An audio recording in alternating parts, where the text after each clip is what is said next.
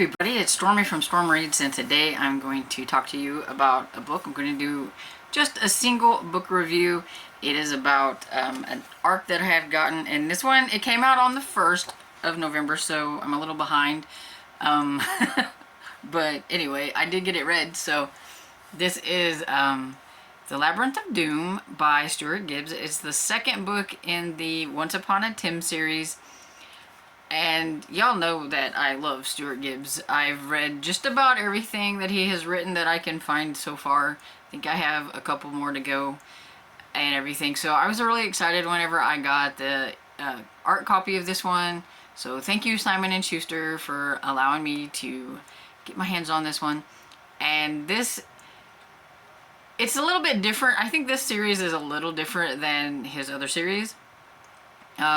He does have one other series that is a little bit more like sci-fi fantasy or whatever, that doesn't involve like mysteries or something like that.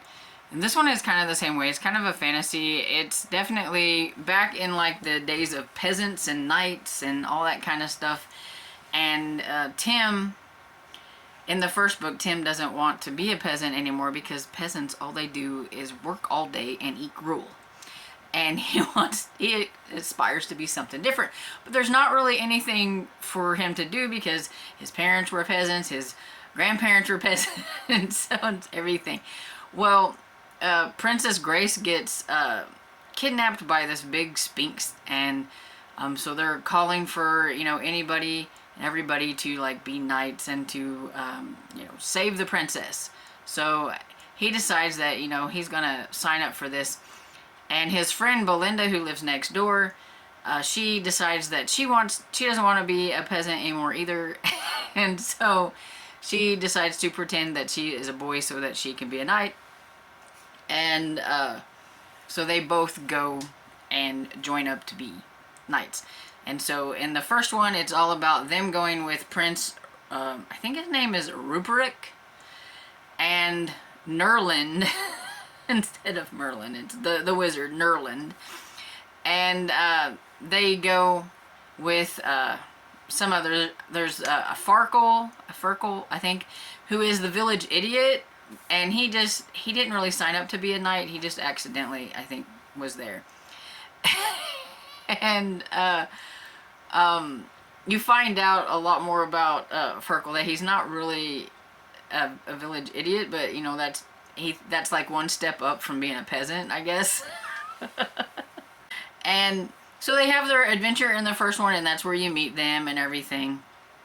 And in this one, because of some things that happened in the other one, they are now, you know, learning to be those knights that they wanted to be and everything. It's hard work, and it's got fun illustrations of that hard work. Here he is talking about fighting dragons and all that stuff. And see, here we go. Knights work, peasants work. And so yeah, so Tim is just kind of, you know, talking about how hard it is to be a knight and all that kind of stuff, that he didn't really know how hard it was going to be, but it's still better than being a peasant. And then one day he was supposed to be watching everything. He was supposed to be like a centurion. Is it centurion? Or whatever. Anyway, he's supposed to be a guard instead of a knight. They thought he needed practice. Everybody needed practice doing that. Mainly it's because the other knights and whatever it is probably didn't want to. And he falls asleep, and he's hoping nobody noticed that he fell asleep. But then the next day something happens, and they eat these apples, and it makes them all go to sleep, and then the princess gets kidnapped again. So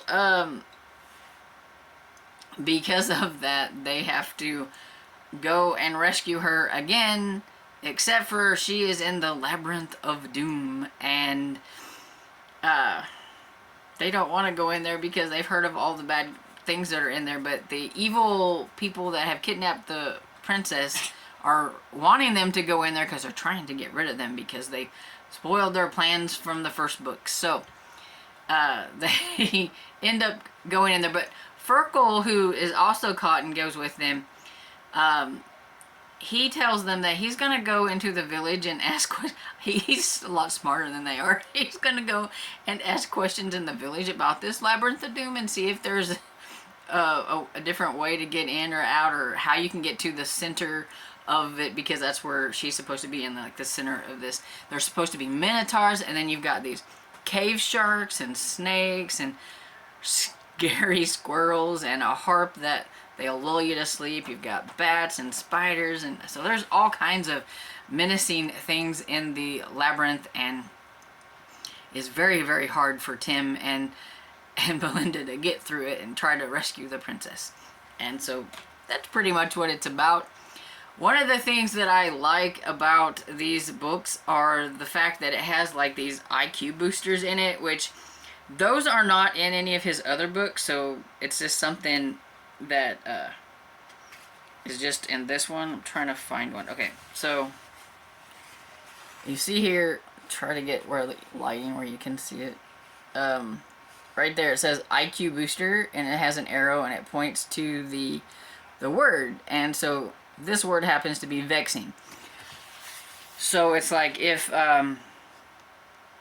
the story talks to itself, so it says like, you know, if your parents think that, you know, you're not learning something, you can tell them reading this you're learning things because you have vocabulary words. So, and then it says below it, it'll say vexing means bothersome or annoying, like a mosquito bite or too much homework or people gargling in public. That's very vexing. And so it just has those throughout this. So young readers are learning vocabulary words as they're reading this book, and there are some big ones in here that I can't pronounce very good either, like cacophonous and stuff and things like that. And I like it when they're smaller words, because I was never very good with pronouncing words, and so I'm like, my goodness. So young readers may have to ask parents how to pronounce words. Yeah, cacophonous. Yeah, there's a big one. Cacophonous is right here. Means really, really loud. And so yeah, so it just has those throughout, and it, of course, it has illustrations which are really fun, and it just has the Stuart Gibbs sense of humor. And I think this one's like his sense of humor times 2, because it's just a humorous book. It's a silly book. It's an adventure book. And I could see this series may not being adults, you know, favorite thing to read.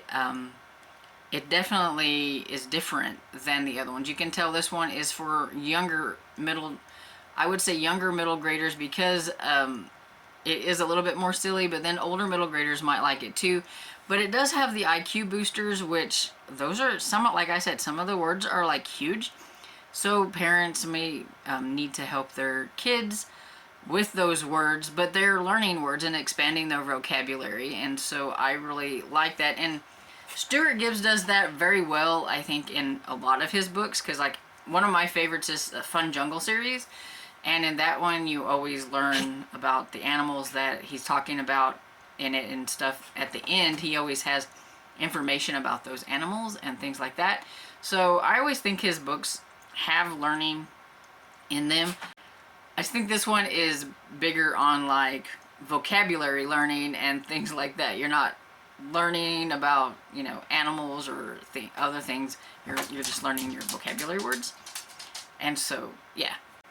So I liked it. I thought it was cute. I liked the first one, and you've seen that there's another one coming out next year, so I can't wait to see what happens with Tim and Belinda. And you got the fur dog here. I forgot to mention the fur dog. A witch turned his dog into a frog, so it's a big frog, but it acts like a dog. So there's just silly stuff. Anyway, okay. So I think if you have young readers, they would really, really enjoy this book. And I give it 3 stars. It was fun and entertaining and silly. And, you know, it did its job. It entertained me. So, yeah. Go out and get yourself book 1 and book 2. And I hope you enjoyed this video, and if you did, please give it a thumbs up and subscribe, and I will see you all in the next video. Bye.